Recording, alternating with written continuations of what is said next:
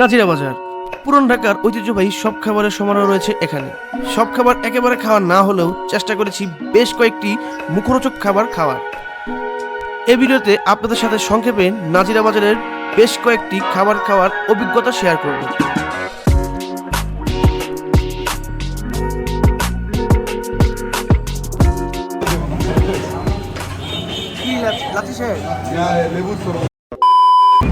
Hi hello everyone, আজকে আমরা যাচ্ছি পুরান ঢাকার নাজিরা বাজারে নাইট আউটিংয়ে।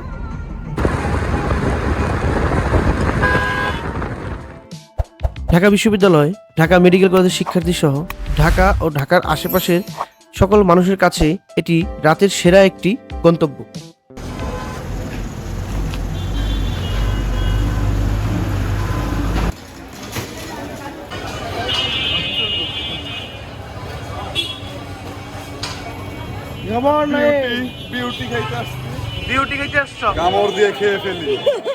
মানুষের মিছিল লেগে গেছে, ঠিক আছে? হ্যাঁ, ঠিকই শুনেছেন, নাজিরা বাজারে সত্যি মধ্যরাতে খাবারের জন্য মিছিল লেগে যায়। নাজিরা বাজারে খাবারের জন্য যে হোটেলগুলো রয়েছে, মূলত বাংলাদেশের বেশিরভাগ অঞ্চলের মানুষেরই একটি আকাঙ্ক্ষা তৈরি হয় বিখ্যাত সব হোটেলের বিখ্যাত সব খাবারের জন্য। এর মধ্যে হাজি বিরিয়ানি, হানিফ বিরিয়ানি, বোখারি বিরিয়ানি, গ্যান নবাব, বিসমিল্লাহ কাবাব ও বিউটি লাচ্ছি অত্যন্ত জনপ্রিয়। কাজী আলাউদ্দিন রোডের এ বাজারে মধ্যরাতেও খাবারের জন্য লম্বা লাইন ধরতে দেখা যায় ভোজন রসিক মানুষের।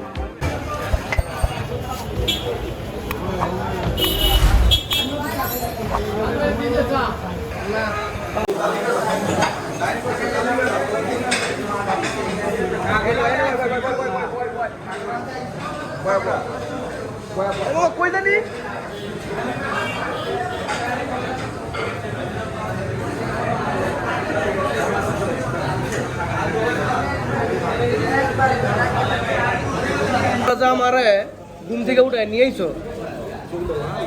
ঠিক আছে? আমি কিন্তু ঘুম থেকে উঠে আসতে চাই নাই। নাজিরা বাজারে যাওয়া হলে বেশিরভাগ সময়ই হাজির বিরিয়ানিতে খাওয়া হয় আমার, কিন্তু রাত বেশি হয় হাজির বিরিয়ানি বন্ধ হয়ে যায়। এজন্য আজ প্রথমবারের মতন হানিফ বিরিয়ানির কেতা সেজে বসে পড়ি চারজনের জন্য খাসির বিরিয়ানি অর্ডার করেছিলাম, যার প্রতি প্লেট 250 টাকা পড়েছিল।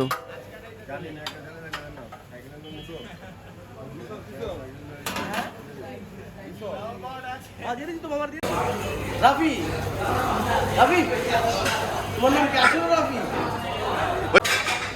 তোমার নাম কি আসলে রাফি?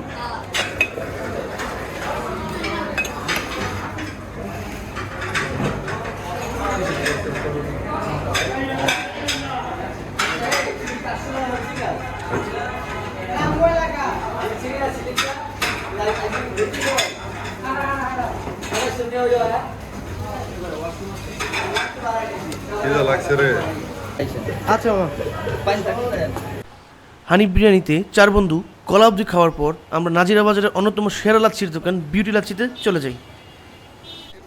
বিউটি লাচ্ছির এই দোকানটি নাজিরা বাজারের পুরনো ও ঐতিহ্যবাহী দোকানগুলির মধ্যে একটি। এটি 1922 সালে আব্দুল আজিজ নামে এক ভদ্রলোক লাচ্ছি ও লেবুর শরবত বিক্রির উদ্দেশ্যে খুলেছিলেন। পরবর্তীতে 2000 সালে ফালুদা ও তারপরে আরও কিছু খাবার যুক্ত করা হয় এই বিউটি লাচ্ছিতে।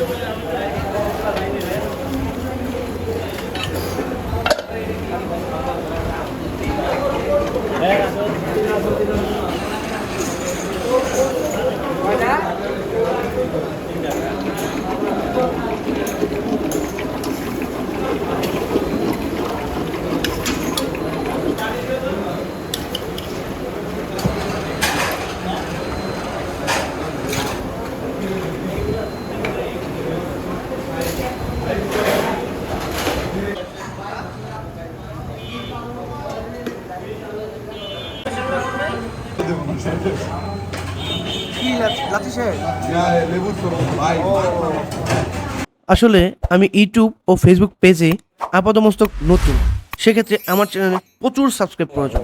ভিডিওটি ভালো লাগলে অবশ্যই সাবস্ক্রাইব করবেন। সবাইকে ধন্যবাদ, ইনশাল্লাহ আবার দেখা হবে।